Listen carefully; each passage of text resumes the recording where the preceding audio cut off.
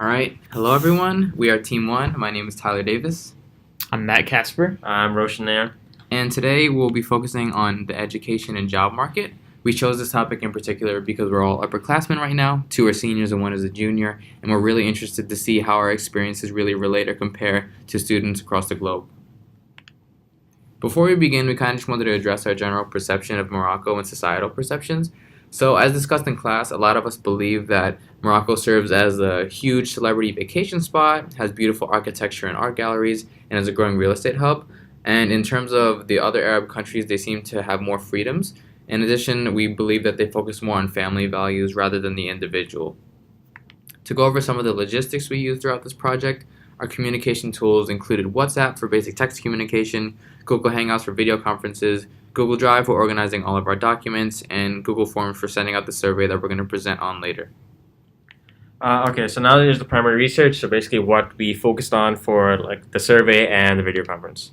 So first off, the survey was basically to get a general kind of just general data about various questions and just kind of simple questions and answers that we can provide for an initial data set.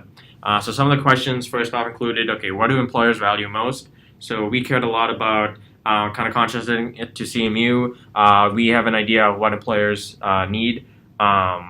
And so, accordingly, we asked them, hey, what do employers value most there in terms of skills, GPA, and so forth, as well as what are the majors that are most desirable to employers. So maybe it's certain majors that are looked for more favorably than others, and there's maybe a hierarchy of different majors that provide different job security. Also, we focused a lot on the job life cycle. So how long do people typically stay at a company, and how easy and difficult is it to change career paths? So this is important, within the university itself in terms of changing degrees, but also right after college, what is their first job like? How long do they stay there? What are the options after they move to their second job, masters, and so forth. Additionally, we focused on in terms of preparation for the workforce. So we asked them, do you agree that the education system does enough to prepare you to enter the workforce? Just to get an idea of what are their thoughts on the university in terms of actually kind of doing what it's supposed to do in terms of preparing them for the workforce. And additionally, based off that answer, any suggestions they had to better improve their preparation. And so for the video conference was basically held after the survey. And so the goal of this was basically to get personal explanations and a deeper understanding of the various survey responses. So again, the two things we focused on were education and the workforce. So when it came to education specifically, we wanted to focus a lot on the public versus private and how that might have potentially weighed in on their answers. Tuition and reputation might have also been factors into their various responses. So we want to see how all these different elements play together ultimately to make their decisions. Additionally, we focus on the strength of internships and how certain degrees are viewed. So just again to get an idea of contrasting it to CMU culture or CMU job searching, and the idea of what the various six strategies are for those internships. Additionally, we focused on workforce, which was basically balancing between financial stability and passion, as well as the flexibility of your career paths over time. And here we're going to present our raw data and some of our findings, but first we just wanted to point out again that this video conference really served to add context to our findings and explain some of those open-ended questions that we gathered. So our first question was, what do employers value most? And as you can see, the thing that stands out most is that none of them ranked GPA as being of top 2 importance. First, we also wanted to mention that internships are very valuable and not as common earlier on in your college career. They also believe that real-world application is more important than grades, and is something that they're currently pushing for in the curriculum for later years. The second question was what majors are most desirable to employers, and as you can see, business and engineering are the standout winners. People believe that engineering is very well respected in society, especially among doctors, and they believe that business is very valuable because it can serve as a very flexible degree. Although you may be studying one specific concentration within business in the future, you have a lot of the skill sets that you can transition within a company easily. So one of the next questions we asked was, how long do people stay at a company? And for this, we really focused primarily on entry-level jobs. So as you can see from the chart, most people only stay at their entry-level job for 1 to 2 years, with a couple people saying 3 to 4. But overall, you see pretty short tenures. One reason we learned for this is that they typically view their entry-level job as not really like their end goal or anything like that, but just a job that will help them get the experience they need to reach some higher position that they aspire to reach later in their career. So for this reason, you don't want to stay at your first job for too long, but you want to stay there like just long enough to get the skills that you need to move up in your company or to move to a new company in a higher position. But although you have these short tenures, they did mention that company loyalty is really valued in the Moroccan workforce, potentially more so than is in the United States. The next question we asked is how easy or difficult do people find it to change career paths? As you can see, we got pretty mixed responses, with the majority of people saying it's moderate difficulty, and some people saying it's easy to very easy, and one student said it was fairly difficult. Generally, we found that people thought that it was common to do this as your career progresses, but there were some caveats to that. One in particular is that it's a lot more common to switch from a technical field to a non-technical field than to make the reverse transition. This has to do with like the types of training and things that you need like that to be in these two different fields. Another thing that we learned was that graduate school is often used as a kind of pivot to change career directions. So for example, if you're working in a technical field and you want to make a transition to management or something like that, it's pretty common to go back maybe to business school for a graduate degree or something of that nature. Okay, so for question 5, we basically posed, the question or the statement: the education system does enough to prepare you for the workforce. Do you agree or disagree with the statement? And so we found that a lot of them either disagree or strongly disagree with the statement. So it seems there that the job market is very competitive, and there seems to be a lack of preparation. And they also had various suggestions and issues, such as like internships, kind of like the work they're doing within the university. They had like a lot of kind of various like ups and downs in terms of how the university is basically prepping them for their workforce. This kind of leads into question 6, which was based off their position on the last question. What suggestions do they have to improve the school in terms of better preparing for the workforce? So one thing is they wanted more focus on internships. So internships there are mandatory for the graduation, and a lot of them do that in their junior year, which again, like in CMU, junior year internships are pretty important as it kind of builds into your full-time, kind of position after graduating upon senior year. But one thing is they wanted kind of more support in that manner, maybe more frequency as well in terms of getting an internship, maybe sophomore year or potentially even freshman year. And so just kind of more support from the university in terms of those things is something highly valued. Additionally, they focused a lot on kind of gaining more practicality in their classroom work. So a lot of it was focused on like theoretical ideas or kind of just like, in class, kind of just like simulated type of environments. They wanted more hands-on activities and practical skills that simulated the, real life work. And they felt that this would potentially help them be better prepared when entering the workforce. So after basically getting some of these surveys, again, we had a video conference with them to kind of talk about the results.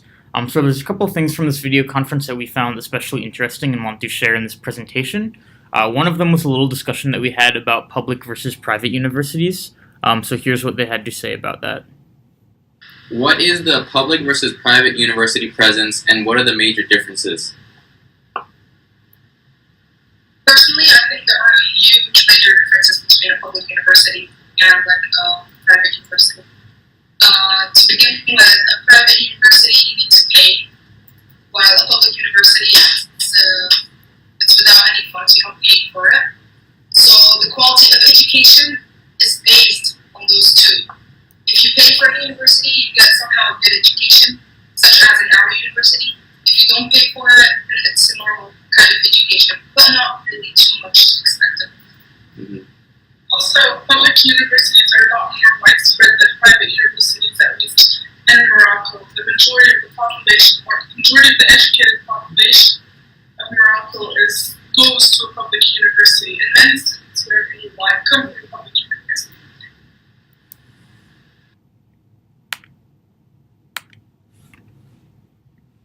So another question that we had for them is basically what degree programs are most in demand from employers. So on the survey, we noticed that business and engineering won out by quite a wide margin. And here's basically their explanation for why they think that is. What degrees or programs provide the most job security after graduation? Not necessarily the most well-respected, but the ones that have the most opportunities where you feel very comfortable coming into your senior year. We think it's, well, at least I personally think it's business. Business, like, and that's why people choose them, because, like, the majority, if not like 80% of the university or 70% of the university is majored in business and administration. So that's because they know how flexible the companies are in terms of jobs. And now I'll be sharing some of the insights we gathered after having gathered the information from the surveys and talking with the video conference. So in terms of what we learned overall, there were some things that stood out, which included how relatable, curious, and polite these students were. They tended to experience similar issues as we did, especially the stress for obtaining internships and pursuing these full-time careers. And if we had more time in the future, we would have asked them the following questions that include, what are some possible actions the government should take to make education more accessible? And with the new draft in place, which is something that we discussed, how detrimental will it be for the youths whose educational path is interrupted? Okay, so for comparisons with past video conferences, so this is with the same Moroccan group in class as well as the Egypt and Saudi Arabia students. So first off, for some similarities, one thing is they clearly show a deep understanding of like U.S. news and politics, and so they're very knowledgeable about a lot of the events here. And actually ask a lot of questions in terms of our perception of these events, which was kind of shocking coming into this class. Another thing that they have is in common is wanting to pursue their passion. So a lot of them are trying to figure out what they like to do and what they want to do, but they need to balance it with job security. And so basically, kind of one of the toughest things in their university tracks are trying to find a balance between these two, basically financial security as well as making sure they enjoy what they do. Additionally, they all find the job market in their nation to be highly competitive, where opportunity is really based off like your education and how much just raw experience you have, and so that kind of adds to the stress, amongst all of them in terms of kind of like finding a job after senior year and finding an internship their junior year. In terms of some differences, so the Moroccan students specifically had a keen understanding on educational gains, and they focus a lot on military service. So because again of the recent draft that was in place there, they were very concerned with our thoughts in terms of not only that draft, but in terms of like the education system here, how it works with like the military. So they're focused a lot on if you go to the military, what are the educational benefits you can get from that, and trying to kind of see how it is in the U.S. to try to see if that'll be like something what they want in their country as well, which again you didn't see from Egypt or like the Saudi Arabia students. Additionally, they focused their degrees were made up of a lot of business and social degrees, which was surprising. For instance, like the Saudi Arabia was mostly like engineers and science students, where many of these students originally were in those fields, but transitioned to business or social degrees for better job security, and might have been potentially easier as well. So one thing we did after this video conference was basically draw some comparisons between what we noticed about AUI and what we experience on a day-to-day basis at CMU. So some of the similarities, the major one was cost of attendance as a barrier to entry. So like we saw in that earlier video snippet, basically private universities are pretty expensive and you need to be able to obviously afford the tuition in order to attend. That's definitely a problem in the United States also, and especially at CMU. It's not really uncommon for people to take out substantial student loans to be able to attend and things like that. So cost of attendance definitely is a barrier to entry in both places.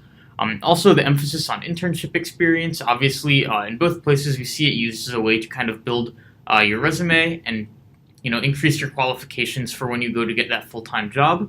And lastly, we saw that business, science, and engineering are the most common degrees.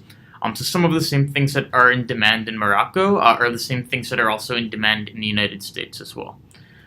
As far as some of the differences, a lot of the complaints about the Moroccan education system stem from the fact that they don't really have that much project-based work, like hands-on type of interactive assignments. They really have like essays and problem sets and things like that that focus more so on theory, and they don't think that prepares them as much to enter the workforce.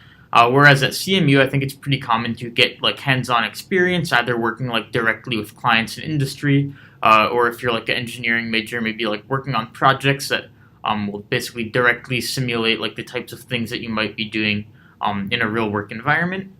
Another difference that we noticed is that AUI students had a pretty negative perception of social sciences overall. Not so much like that they disliked the field or anything like that, but they just viewed it as a field where it's tough to have good job security. I don't think that's as much the case here at CMU, where there's a lot of humanities and social science majors who go on to be very successful after graduation. And the last difference is that they viewed their GPA as pretty unimportant in terms of getting a job. Really what they mentioned is that if you're a student in good standing at a prestigious university, that's really all the companies care about. They don't so much care about like your individual grades or your transcript or anything like that. So those are basically some of the key similarities and differences between what we noticed at AUI and what we see at CMU. So that was our presentation on our AUI video conferences. Thank you for listening.